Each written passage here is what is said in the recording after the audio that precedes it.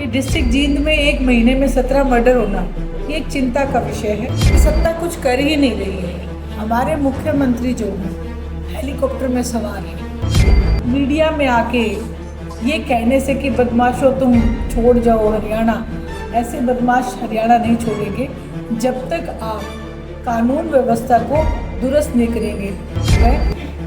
आज अगर आप दारू के ठेकों का भी अगर मैं जिक्र करूं तो आज फिरौती मांगी जा रही है बंदूक के नोक के ऊपर। सरेआम कह रहे हैं कि हमारी इजाज़त के बिना तुम गोली नहीं लगा सकते। खुद जो मुख्यमंत्री है उन्हीं के गृह क्षेत्र में ये घटनाएं हो रही हैं। पहलगाम की जो घटना हुई उसमें किस तरीके से परोसा गया लोगों के सामने कि भाई जाति पूछ रहे थे, वो तो ये पूछ रहे थे, जबकि ऐसा कुछ नहीं हुआ। ये दर्शाता है भारतीय जनता पार्टी की मानसिकता को, क्योंकि इनके पास कोई भी एक कहते हैं ना एक विचारधारा, कोई विचारधारा नहीं है, सिर्फ एक ही विचारधारा है, जात पात धर्म बिरादरी पे लोगों को कैसे लड़वाएं, उनसे कैसे वोट बटोरें और फिर सत्ता सुख हासिल करें। जितने उद्योग हैं क्या उसमें हरियाणा प्रदेश के युवा लग के? सोचने की बात यह है कि ये सिर्फ हरियाणा प्रदेश के लोगों के ऊपर एक मुसल्लत की जाने वाली चीज़ें हैं।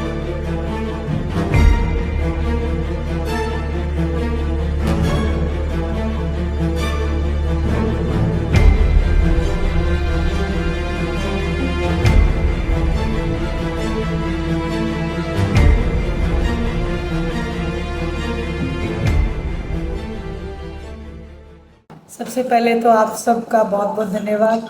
और जींद से मैं जा रही थी आज, तो जो एक नया ऑफिस जो नई लोकेशन पे जो हमारा आया है उसमें मुझे विज़िट भी करना था, साथ ही साथ आप सब लोगों के साथ भी मशवरा करना था, क्योंकि पूरे समूचे हरियाणा में मैं जहाँ पे भी जा रही हूँ कानून व्यवस्था को लेके बहुत चिंता लोगों के दिमाग में, जहन में। हर कोई ये कह रहा है कि हमें ये भरोसा नहीं कि अगर हम आज गांव से शहर की तरफ जाते हैं, पता नहीं कौन से मोड़ के ऊपर कौन बदमाश बंदूक लेके खड़ा हो।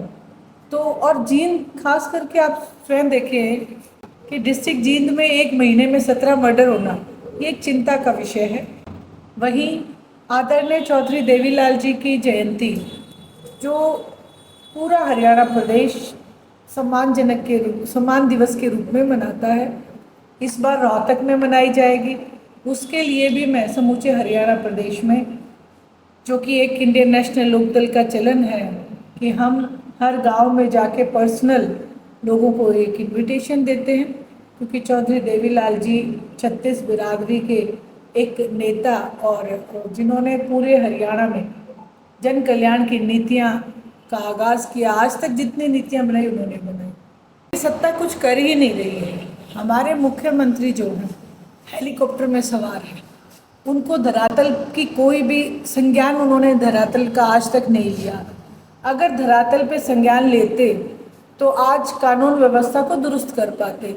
आज न केवल पुलिस इंस्पेक्टर का जो आपने जिक्र किया जिनको लूटा गया, बल्कि स्वयं जो बीजेपी के कुछ नेता जैसे उनके पुत्र के ऊपर भी गोलियां बरसाई गई और किसी के भाई को थप्पड़ मार दिए गए। आप खुद देखें कि आज हालात कैसे हो चुके हैं। वहीं एक बात मैं ज़रूर कहूँगी कि आज जो ये दम भरते हैं केवल मीडिया में आके ये कहने से कि बदमाशों तुम छोड़ जाओ हरियाणा, ऐसे बदमाश हरियाणा नहीं छोड़ेंगे जब तक आप कानून व्यवस्था को दुरुस्त नहीं करेंगे। आप देखें एक पुलिस इंस्पेक्टर से, एसपी से, डीएसपी से बीजेपी के नेताओं के पांव तो पकड़ा दिए जाते हैं, लेकिन बदमाशों को पकड़ने में असमर्थ उन्हें कहलवाया जाता है। तो ये एक अपने आप में सोचने की बात है। आज अगर आप दारू के ठेकों का भी अगर मैं जिक्र करूं तो आज फिरौती मांगी जा रही है बंदूक के नोक के ऊपर। सरेआम कह रहे हैं कि हमारी इजाज़त के बिना तुम गोली नहीं लगा सकते। खुद जो मुख्यमंत्री है उन्हीं के गृह क्षेत्र में ये घटनाएं हो रही हैं। तो आज हरियाणा प्रदेश में कानून व्यवस्था के नाम की कोई चीज़ नहीं है। चिंता का विषय रूप से बहुत बड़ा कारण बेरोजगारी है। हमारे आज का युवा जिसको रोजगार नहीं है, आज पढ़े लिखे बच्चों को आप देखें कि पढ़ा लिखा बच्चा जब घर से निकलता है तो माँ कहती है आज कोई नौकरी देख के आना, वापस मायूस लौटता है तो पूछती है कि नौकरी मिली कि नहीं मिली। मुझे अभी एक लड़की मिली थी, मैं जिस वक्त डिस्ट्रिक्ट सोनीपत में गोहाना में मैं कई गाँव में दौरे पे थी, तो सीटेट का एग्ज़ाम देने के लिए गई होगी लड़की, वो वापस बोल रही थी कि मैडम हम करें तो करें क्या, पेपर आउट ऑफ सिलेबस आ जाता है, हमारे सिलेबस में से कुछ नहीं होता, और घर वाले हमसे कहते तुमसे एक पेपर नहीं पढ़ा जाता। तो वो एक हमारे लिए बड़ा टॉर्चर है, और जिसमें हम असमर्थ हैं। आज नौकरी नहीं देनी तो सीधा कह दे नौकरी नहीं मिलेगी। आज हमें इस तरीके से टॉर्चर क्यों किया जा रहा है? ये एक व्यवस्था जो है इसको ठीक करना पड़ेगा। भारतीय जनता पार्टी दूसरी स्टेट से लाके लोगों को बड़े बड़े ओहदे तो दे रही है, लेकिन हरियाणा प्रदेश का पढ़ा लिखा युवा जो है आज सिर्फ ट्रे उठाने के लिए ये भी सोचने का विषय है। दलगत राजनीति से ऊपर उठ के हमें इस विषय में संज्ञान लेना चाहिए, क्योंकि अगर ऐसा है, पहली बात वो प्रूव हो जाए चीज़ें, अगर ऐसा है तो ये लोकतंत्र के लिए बहुत बड़ा खतरा है। भीमराव अंबेडकर जी ने हिंदुस्तान को एक बहुत बड़ी सौगात दी है जिसमें हमें वोट का अधिकार दिया है।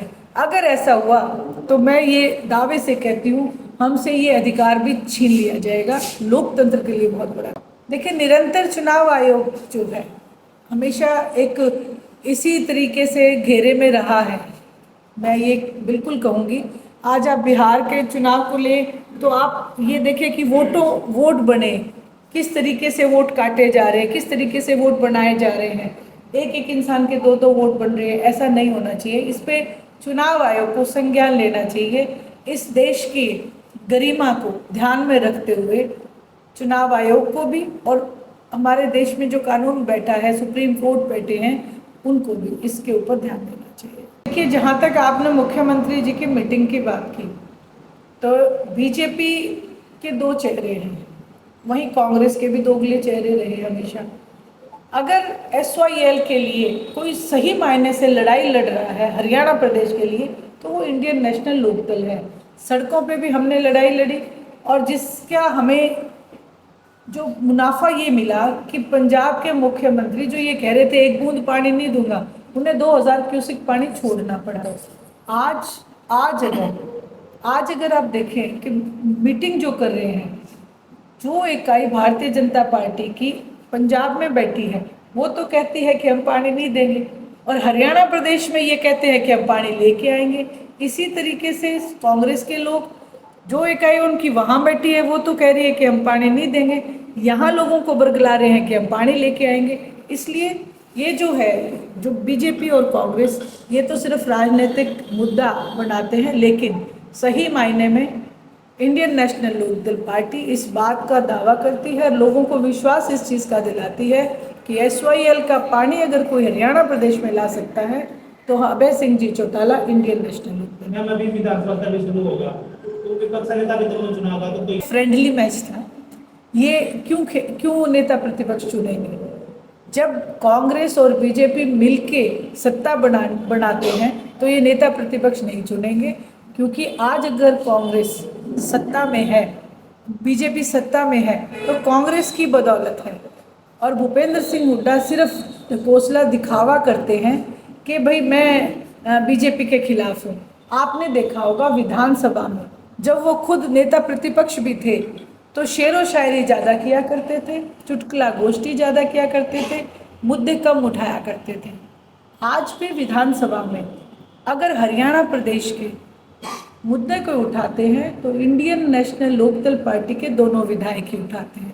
स्वयं मुख्यमंत्री ने इस बात को स्वीकारा है कि आज अगर कोई विपक्ष की भूमिका में है तो वो इंडियन नेशनल लोकदल है। सबसे पहला सवाल, आपने 2-3 सवाल इकट्ठे किए। सबसे पहले सवाल का जवाब मैं दूंगी कि जो पार्टी ये कहती है कि कुछ वजूद नहीं है, उस पार्टी को हरियाणा प्रदेश के लोगों ने आईना दिखा दिया। कभी उन्हें 10 सीट देने वाले लोगों ने आज उन्हें 1 सीट भी नहीं दी, क्योंकि हरियाणा प्रदेश के लोग झूठ बर्दाश्त नहीं करते हैं। ये झूठ की राजनीति को सिरे से नकारते हैं। वहीं जो आपने बात कही गोपाल कांडा की, कि ये सस्ती पॉपुलैरिटी हासिल करने के लिए उन्होंने ये बयान दिया है। बाकी अगर वो रानिया की सीट जिताने में इतने माहिर होते तो खुद की सीट क्यों हारे, जबकि सिरसा से भारतीय जनता पार्टी के कैंडिडेट ने तो विड्रॉ कर लिया था, फिर भी वो चुनाव नहीं जीते। उससे भी बड़ी बात, जो ये कह रहे थे कि भाई हम रानिया की सीट जिताने वालों में हैं, खुद उनके भाई ने रानिया से चुनाव लड़ा था, फिर उनका भाई चुनाव क्यों नहीं जीता था। ये सीट, रानिया की सीट, परंपरागत इंडियन नेशनल लोकदल पार्टी की रही है। यहाँ पे जो भी कैंडिडेट जीता है आदरणीय ओम प्रकाश जी चौटाला के आशीर्वाद। ये सवाल बहुत पुराना हो चुका है, जब तक भी उठता है, जब तक आदरणीय ओम प्रकाश जी चौटाला थे तब तक हमें उम्मीद थी, हमने ये कहा भी था कि जो पोते हैं वो अपने अगर दादा के पास आ जाएं तो इसमें कोई बुराई नहीं होती है। अगर गलती है या नहीं है तो अगर अपने दादा से अपनी गलती ना होते हुए भी गलती माने तो कोई बुराई नहीं होती। लेकिन उसके जवाब में उन्हीं के एक नेता ने ये कहा कि दादा हमारी पार्टी ज्वाइन कर ले। तो ये जो चीज़ें थी, ये एक जो तरीके का घमंड की बात है, ये चीज़ें ठीक नहीं है। सामाजिक तौर के ऊपर भी ये शायद कोई अच्छी बात। भारतीय जनता पार्टी सिर्फ और सिर्फ वोट की राजनीति करती है। भारतीय जनता पार्टी को ऐसे एक जो हमारे राज्यपाल रह चुके, बड़े लीडर रह चुके, उनको राजकीय सम्मान मिलना चाहिए था। मैं इसकी पक्षधर हूँ। और भारतीय जनता पार्टी लोगों के अंदर एक रोष पैदा करने के लिए, आपस में लड़वाने के लिए ये सारा खेल खेलती है। आपने देखा पहलगाम की जो घटना हुई उसमें किस तरीके से परोसा गया लोगों के सामने कि भाई जाति पूछ रहे थे, वो तो ये पूछ रहे थे, जबकि ऐसा कुछ नहीं हुआ। और वो आतंकवाद जो होता है, आतंकवादी की कोई जात जमात नहीं होती है, उनका काम केवल आतंक फैलाना होता है। मैं ये नहीं कहूँगी कि आतंकवादी नहीं थे, आतंकवादी थे, लेकिन उस बात को किस तरीके से लोगों के सामने परोसा गया ये दर्शाता है भारतीय जनता पार्टी की मानसिकता को। क्योंकि इनके पास कोई भी, एक कहते हैं ना, एक विचारधारा, कोई विचारधारा नहीं है, सिर्फ एक ही विचारधारा है, जात पात धर्म बिरादरी पे लोगों को कैसे लड़वाएं, उनसे कैसे वोट बटोरें और फिर सत्ता सुख हासिल करें। एक चीज़ देखें आप, जिस दिन इनको चुनाव लड़ना था पूरा हरियाणा प्रदेश गरीब हो गया, सबके बीपीएल कार्ड बना दिए, और जैसे ही चुनाव संपन्न हुए सारा हरियाणा अमीर हो गया, बीपीएल कार्ड काट दिए गए। इस चीज़ से आप क्या समझते हैं? मैं तो कहूँगी अब हरियाणा प्रदेश की जनता को समझ जाना चाहिए, और मैं जहाँ तक गई हूँ लोग समझ चुके। ऐसा नहीं है, पब्लिक सड़कों पे भी आई है। जैसे हमने बिजली का विरोध किया, बिजली की दरें बढ़ाई तो विरोध किया, तो लोग हमारे साथ थे। ये कोई इंडियन नेशनल लोकदल अकेली नहीं थी, लोक जनता भी साथ जुड़ी थी। पानी का विरोध किया तो भी लोग साथ थे। पहल करनी पड़ेगी। और अब जैसा कि आप लोगों ने मुझसे पहले कहा था कि पहले इंडियन नेशनल लोकदल विरोध करते हुए आपको सड़कों पे दिखती थी, आज उसी पैटर्न पे इंडियन नेशनल लोकदल है, और किसी को तो अगुवाई करनी पड़ेगी। जनता तभी पीछे आती है जब कोई अगुवाई करता है। इंडियन नेशनल लोकदल हर मुद्दे की अगुवाई कर रही है और जनता उनके साथ है। जितने उद्योग हैं, क्या उसमें हरियाणा प्रदेश के युवा लग गए? सोचने की बात यह है कि ये सिर्फ हरियाणा प्रदेश के लोगों के ऊपर एक मुसल्लत की जाने वाली चीज़ें हैं। अगर आप अभी देखें जो खरखोदा में मारुति प्लांट है, आप जाके लिस्ट निकाल के देखें, वहाँ पे कितने लोग हरियाणा प्रदेश के, आपको आउट ऑफ स्टेट के ज़्यादा दिखेंगे। इसलिए लोग मुद्दा उठा रहे हैं कि बेरोजगारी, बिल्कुल आपकी बात ठीक है, अगर उद्योग आता है तो उससे बेरोजगारी दूर होती है, लेकिन बेरोजगारी दूर करने के लिए कदम कितने उठाए जा रहे हैं आप ये देखें। बड़ी जो सीटें हैं, बड़े जो ओहदे हैं, उनके ऊपर तो दूसरे स्टेट के लोगों को बिठा दिया जाता है।